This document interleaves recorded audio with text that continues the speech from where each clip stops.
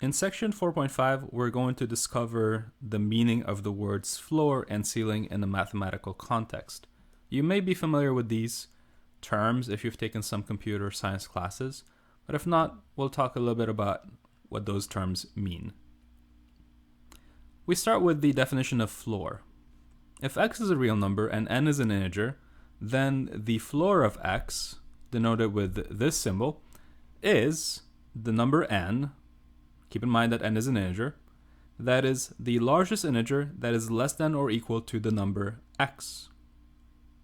So in other terms, the definition above says that given any real number x, the floor of x is defined as the unique integer n such that n is less than or equal to x and less than n plus 1.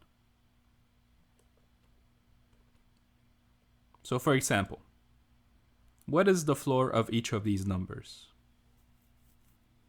So for instance, 25 divided by 4 is 6.25.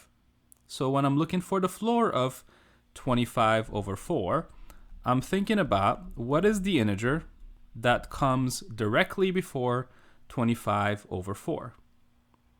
In this case, the integer is going to be 6. Since 6 is the largest integer that is less than or equal to 25 over 4. What about the floor of 0.999? So again, think to yourself, what is the largest integer that is smaller than or equal to 0.999? The answer is 0. Now keep in mind that if the number was 0.5 or 0.7 or 0.6, all of those numbers would also have the same floor, which would be 0. What about negative 2.01? It's a little bit trickier here because the number is negative. So you have to be a little bit more careful. Think about it on the real number line. There's negative 3 right there. There's negative 2 over here. And negative 2.01 is somewhere to the left of negative 2. So we're asking, what is the floor? So remember, the floor is the largest integer that is less than or equal to negative 2.01. The answer is going to be negative 3.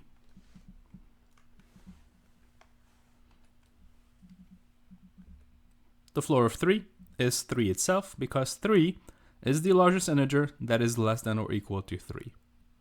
0.6, like we said earlier, has a floor of 0 because 0 is the largest integer that is less than or equal to 0.6. Again, with negative 0.6, the floor is going to be negative 1. Be careful here because the number is negative, so you have to go to the left and find that the number is negative 1.